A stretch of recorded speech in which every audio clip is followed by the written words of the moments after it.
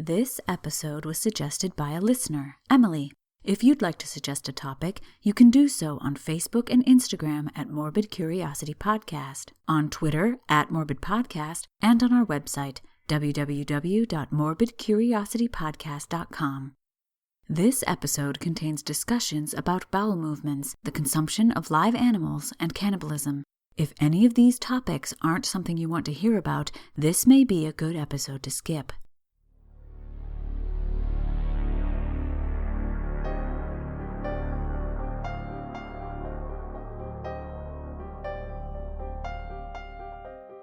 Humans are fascinated by gore and violence, but even more so, the mysterious and unsolved.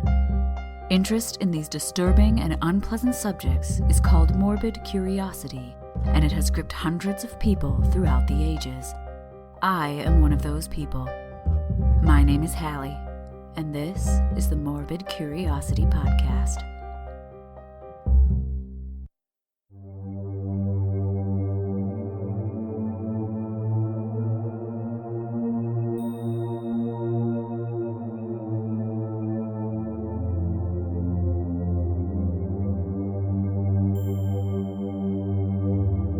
Have you ever watched an eating contest and been disgusted but also fascinated? You can't stop watching as the participants consume copious amounts of food as fast as they can. These eating challenges are more common today online. Hundreds of people participated in challenges on YouTube where they consumed food and non-food items such as heaps of cinnamon and Tide Pods. Don't eat either of these, by the way. It's not safe and sometimes results in death. This type of challenge, however, is nowhere near new. Consuming strange things for cash was not uncommon in the 17th and 18th centuries. As part of sideshows for quack medicine peddlers, known colloquially as snake oil salesmen, eaters would travel the country consuming things like rocks, large amounts of food, and sometimes live animals. Gruesomely, cats were a popular choice for these events. An example of one of these professional eaters was Nicholas Wood, also known as the Great Eater of Kent. It was recorded that in one sitting, he ate 60 eggs, a whole slab of mutton, 3 large pies, and a large black pudding. For those who don't know, black pudding is blood sausage, and despite the name, it's delicious. It's also very filling, as it contains oats and barley. On another occasion, it's said that Wood ate 7 dozen rabbits in one sitting. One of the most well-known, most disgusting, and therefore the most fascinating of these eaters was a Frenchman named Tarrare. Not only did he seem to be able to eat almost anything, but the amount he could eat was astounding. It's been recorded that he could eat a hearty meal prepared for 15 men with ease. His true name remains unknown. According to medical historian Jan Bondeson, bonbon Tarrare was an expression that was used at the time to describe explosions. Tarrare may have earned this nickname due to his explosive flatulence or diarrhea. Before we get into the details of his life, it should be noted that most of what we know about Tarrare comes from second-hand sources. Only one article was published by the physician who observed him, Dr. Pierre-François Le Baron Percy, around 1804 in a French medical journal of medicine, surgery, and pharmacy. Because of this first-hand account, we know Tarrare existed and a little about his condition, but it's not known if these details were exaggerated or not, as there are no other sources to corroborate them. Dr. Percy was a highly regarded French physician and surgeon, and was chief surgeon for the army of Napoleon Bonaparte. He published many works on medicine and surgery, but his article on Tarrare is unique in comparison.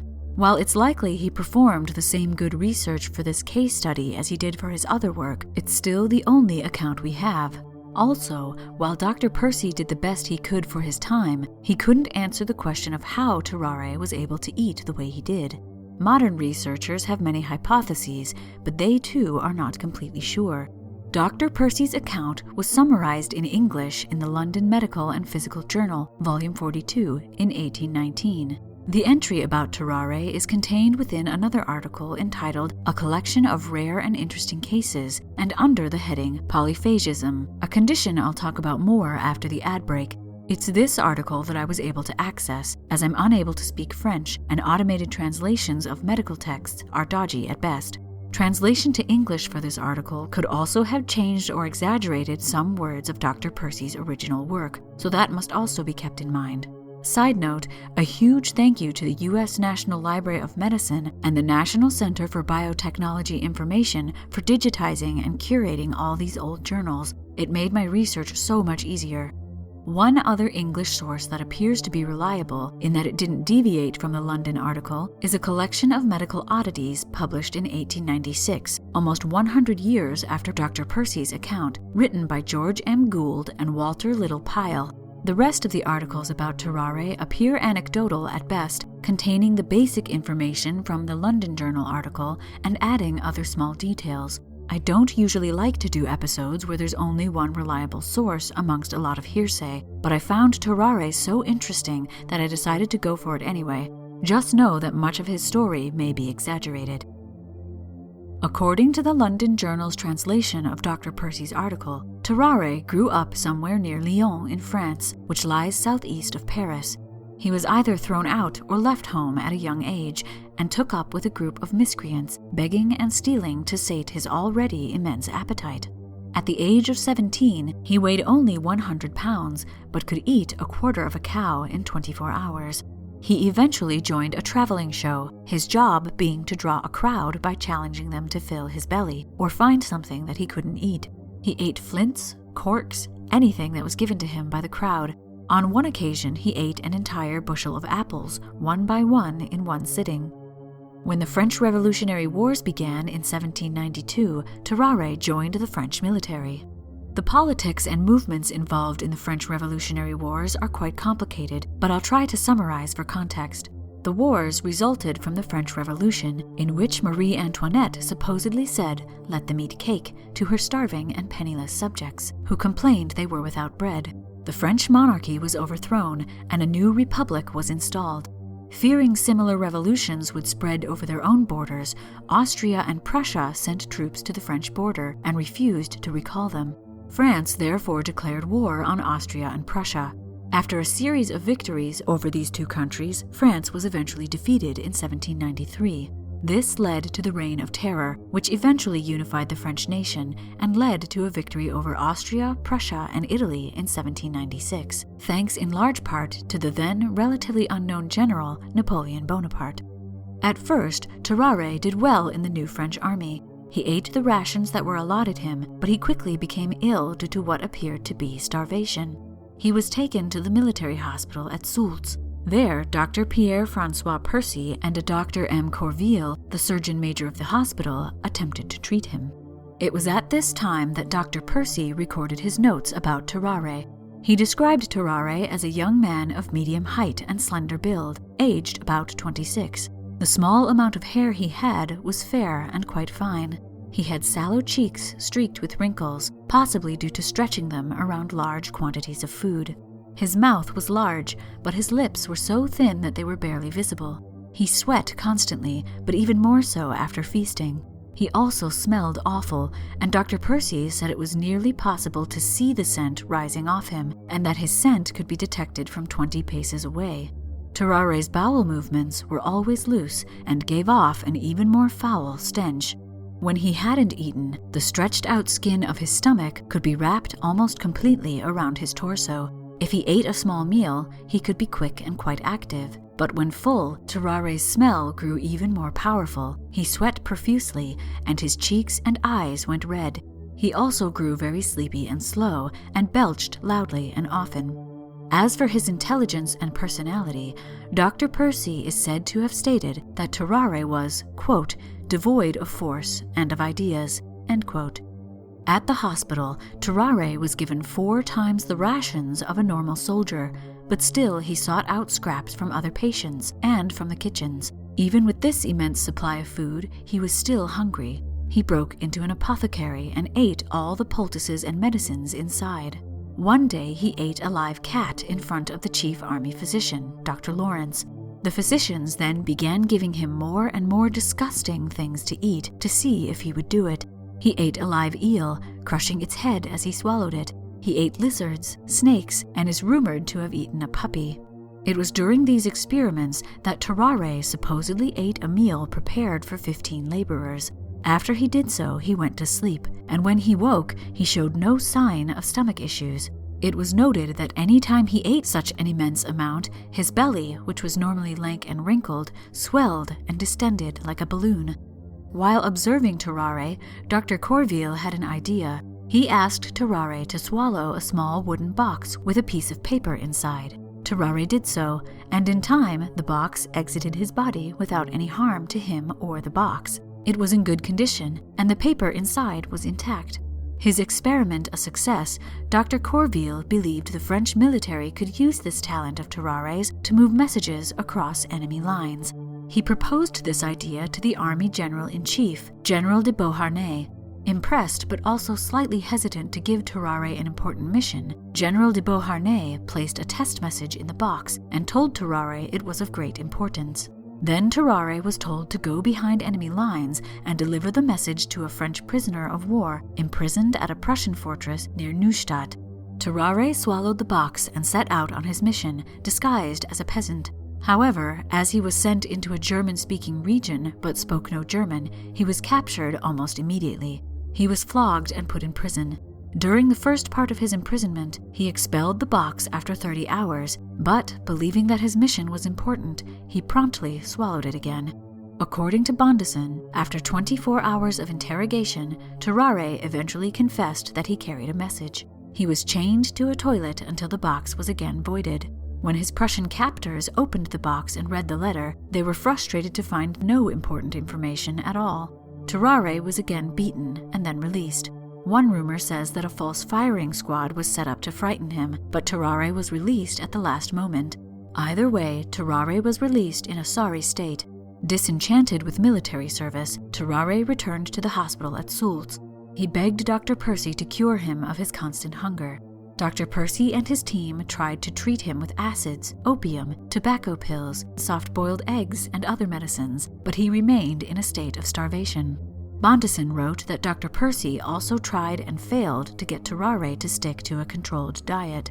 Agitated, Tarrare took to skulking around the nearby slaughterhouse to scrounge for meat scraps, competing with dogs for the most rank of morsels.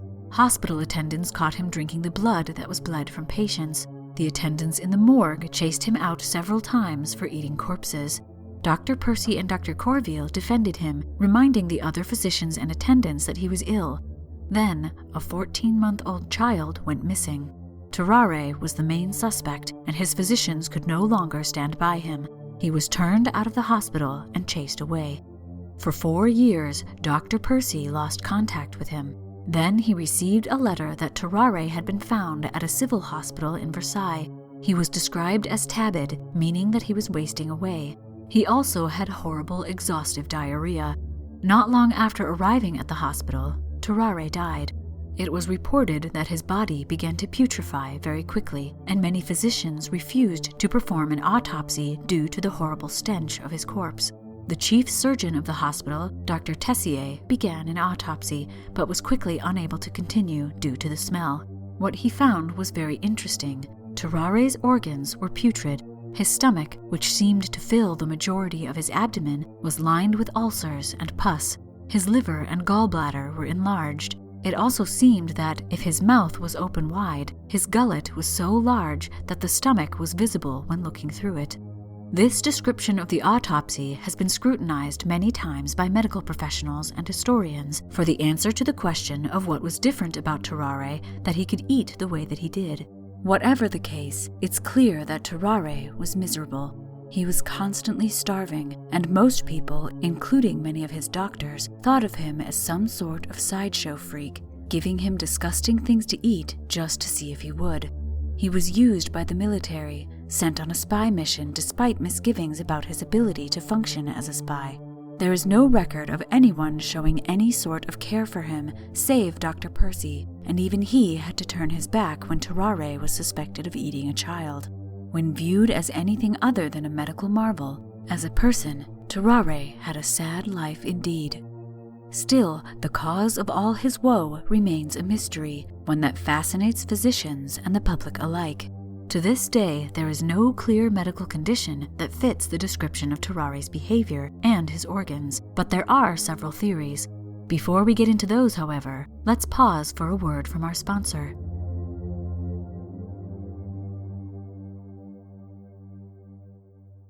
Our regular sponsor is Audible.com. Audible can provide you with interesting and engaging audiobooks. In fact, there are over 180,000 of them to choose from, which you can listen to on your iPhone, Android, Kindle, or other MP3 players. MCP listeners can get a free audiobook download and a 30-day free trial of Audible.com by going to www.audibletrial.com/MCP. You can also find this link on our Facebook page and website. If you sign up for the free trial, you get a free audiobook that is yours to keep, even if you cancel the service as soon as you finish downloading it. And the MCP gets the funding it needs to keep bringing morbid history to your ears. So go get your free audiobook on us. Lastly, if you like this podcast, why not sponsor the MCP yourself by becoming a patron on Patreon? Over 45,000 people download this podcast every month, but only around 140 people are supporting us on Patreon. For a mere $1 an episode, that's $2 a month, you can get ad-free episodes, bonus behind-the-scenes info, give your opinion by answering polls, have access to all the horror story readings, and get updates on past episodes. For $3 an episode, you get monthly outtake reels. For $5, you get a monthly quiz episode, where I quiz my husband on past episodes. For $10, you get a detailed bibliography of all the resources I've used while researching an episode. And for $20, you get a bit of miscellaneous morbidity, a short essay on a random morbid topic every month. Previously, we have reviewed horror video games and television shows, discussed the plague pits of London, and tried out historic recipes from previous episodes. All of these rewards aside, your patronage supports the podcast and keeps new episodes coming. I can't keep doing this podcast without you, so go to bit.ly/morbidpatron, that's bit.ly/morbidpatron, to choose your rewards and support the MCP. You'll have my eternal gratitude. And now, back to the podcast.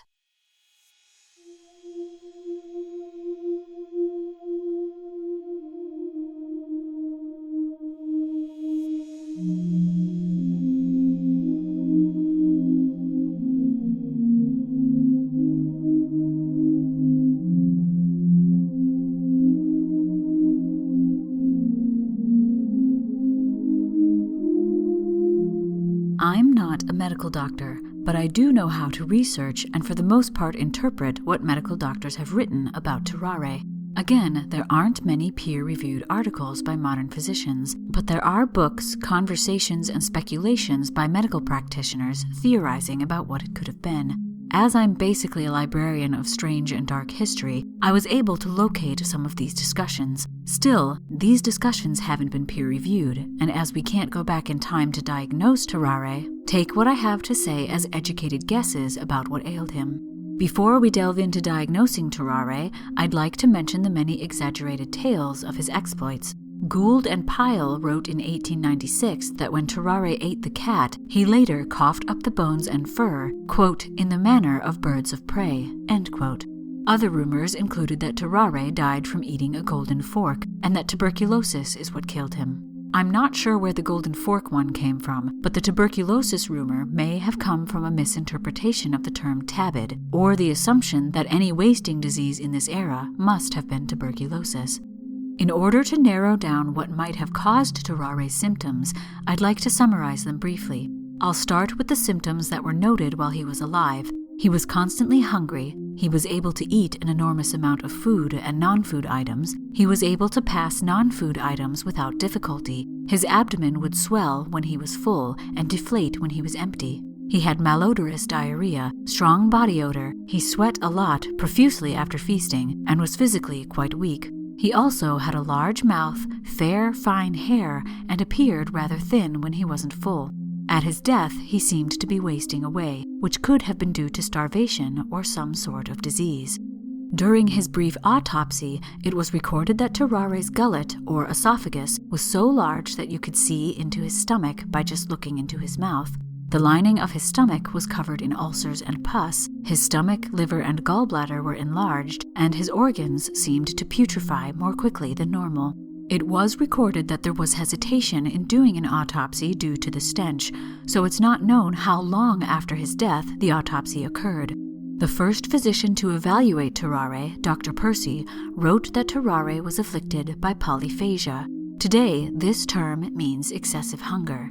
Polyphagia, also known as hyperphagia, is usually the result of a neurological anomaly causing gross overeating associated with an abnormally strong desire or need to eat. Reading the article now, it's not known if Dr. Percy meant polyphagia as a symptom or as a specific condition. From context clues, it seems like he means it as a condition on its own, but as I'm not a physician and it's a translated article, the context clues are hard to interpret. Today, the term polyphagia is meant as a symptom of other diseases, especially diabetes mellitus. It's also a symptom of Prader-Willi syndrome, Klein-Levin syndrome, and Graves' disease. Diabetes mellitus, usually just called diabetes, is a group of disorders in which high blood sugar levels over a prolonged period of time cause metabolic disturbances. When you eat, your body turns food into glucose. It then uses a hormone called insulin to get glucose from your bloodstream to your cells. Your cells then use this glucose for energy and normal body functions. Diabetes occurs either when the pancreas fails to produce enough insulin, type 1 diabetes, or the cells of the body don't respond properly to the insulin produced, type 2 diabetes. The most common symptoms include frequent urination, increased thirst, and increased appetite, or polyphagia. Because glucose cannot enter the cells to be used for energy, the person afflicted with diabetes continues to feel hunger as their body tries to meet its need for energy. Untreated, diabetes can cause many health complications such as cardiovascular disease, stroke, chronic kidney disease, foot ulcers, damage to the nerves, damage to the eyes, cognitive impairment, and death. Prader-Willi syndrome, or PWS, is a genetic disorder that causes affected children to be constantly hungry, which often leads to obesity and type 2 diabetes. Mild to moderate intellectual impairment and behavioral problems can also occur. Often, affected individuals are also short in height and have lighter skin and hair compared to the rest of their family.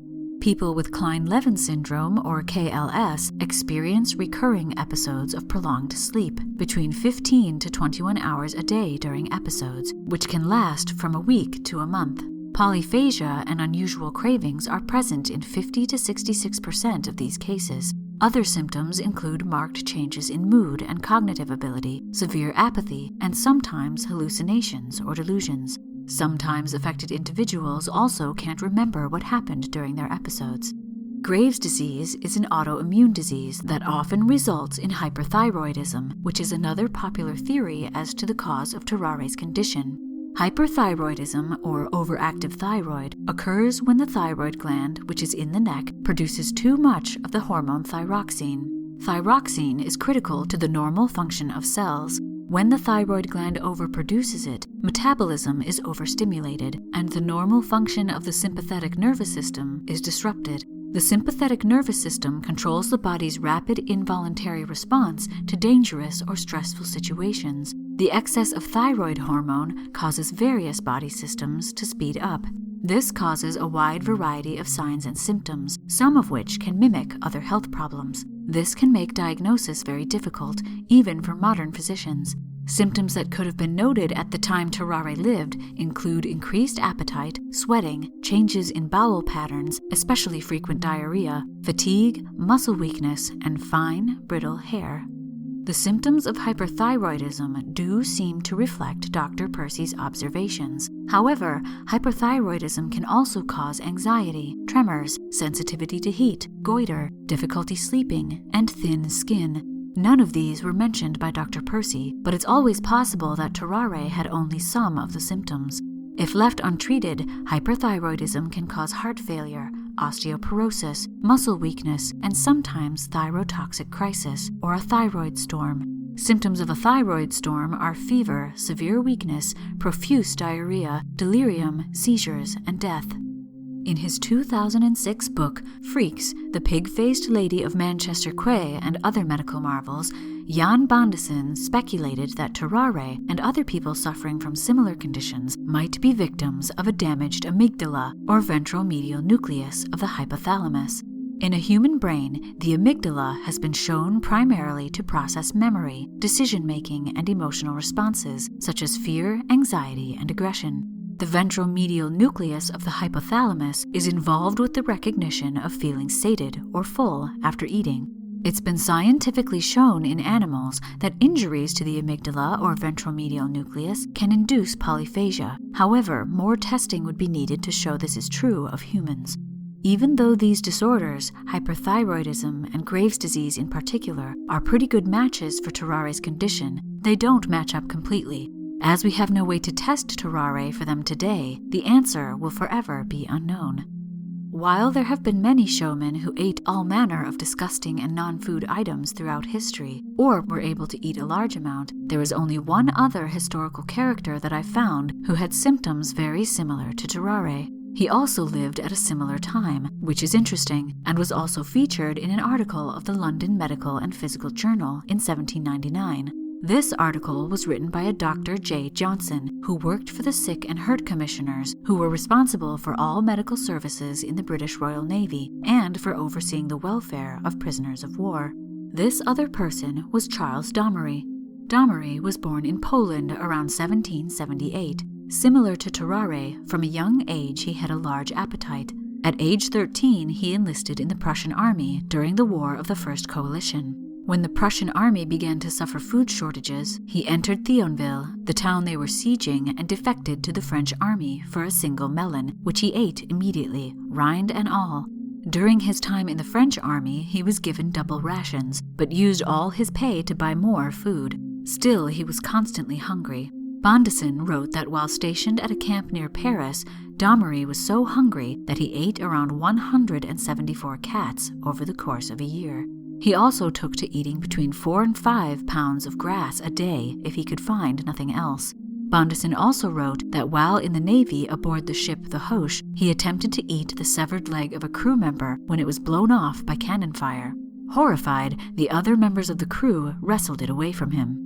The Hoche was captured by the British Royal Navy off the coast of Ireland in October of 1798.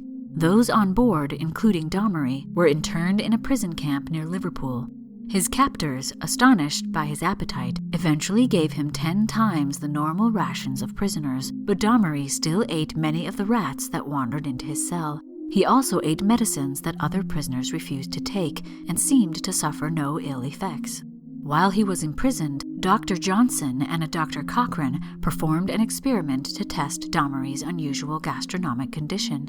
At 4 a.m., Domery was fed 4 pounds or 1.8 kilos of raw cow's udder. He ate it without hesitation. At 9:30 a.m., he was given 5 pounds or 2.3 kilos of raw beef, 12 large tallow candles totaling 1 pound or 453 grams, and a bottle of porter. Again, he ate it all. At 1 p.m., Domery was given another 5 pounds of beef, a pound of candles, and 3 large bottles of porter, and again he ate it all.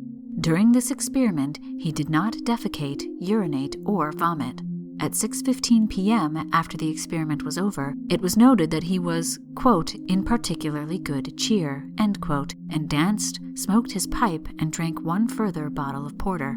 Like Tarrare, after a feast, Domery began to sweat profusely, usually after he went to bed. He would then wake up around 1 a.m. due to extreme hunger, no matter what he'd eaten the day before. He would consume any food available or smoke profusely.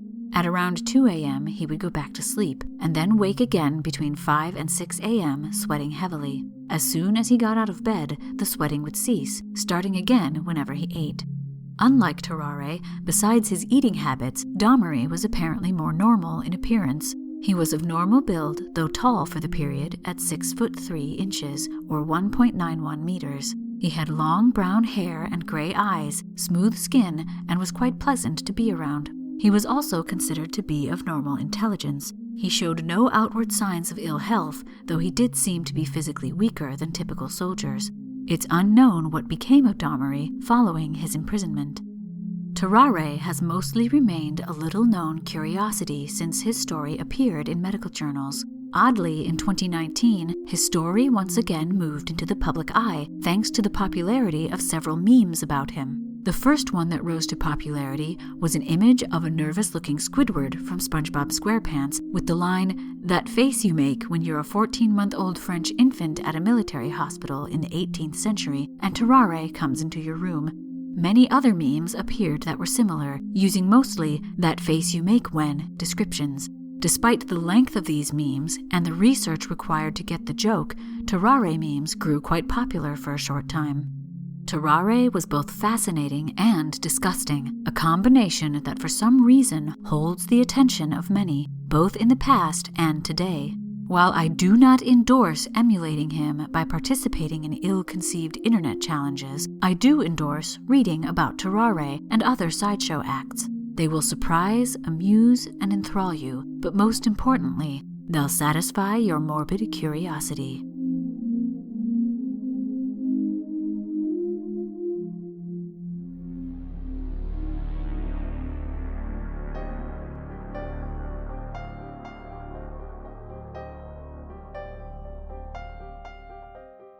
The Morbid Curiosity podcast was produced by H. Lloyd. If you'd like to get in touch or suggest a morbid topic for me to talk about, you can tweet the show at Morbid Podcast or find us on Facebook and Instagram at Morbid Curiosity Podcast. If you like the show, please share us on social media and please give us a rating on Apple Podcasts. Your shares and ratings help us reach new listeners and expand this creepy community. Thank you to everyone who liked, shared, and commented on social media. People like Daniel V., Kelly, Ian, Alan A., Elliot, Shauna, Sir Sarah W.J., Nada, Scott, Forgotten News Podcast, Carolina, Simon, Tale or Treat, Joe, Trinity, Jamie, and Russell. Alex, Diane, Leanne, AJ, Penny, Jody, Deanna, Carly, Tristan, Rebecca, Katie, Rose, Alex E., and James have my eternal gratitude for becoming patrons despite the current lack of content. Thank you so much. Also, a huge thank you to the 3 generous people who sent me gifts from the MCP wish list. I received a mini desk fan and 2 books, one about voodoo in Louisiana and one about Tyburn, London's hanging tree. Unfortunately, there were no names on any of the receipts, so whoever sent these useful items, please DM me so I know who you are and can thank you properly. A massive thank you to Karen, who sent a handmade quilt to the MCP's P.O. box for the Mini Morbiteer. It's beautiful, thank you. Because of you, the listeners, our creepy community is growing, especially on Facebook, so head over there to engage with other listeners, make suggestions, and share creepy articles and cute pet pictures. As I said before, if you like the MCP, please consider becoming a patron on Patreon. You can also give one-time donations on our website, www.morbidcuriositypodcast.com. There you'll also find links to all our social media and other ways to contact us, including by mail. Another way to support us is with gifts from our Amazon wishlist at bit.ly/morbidwishlist. That's bit.ly/morbidwishlist. Any purchases from this list are greatly appreciated. My name is Hallie, and until next time, thanks for listening.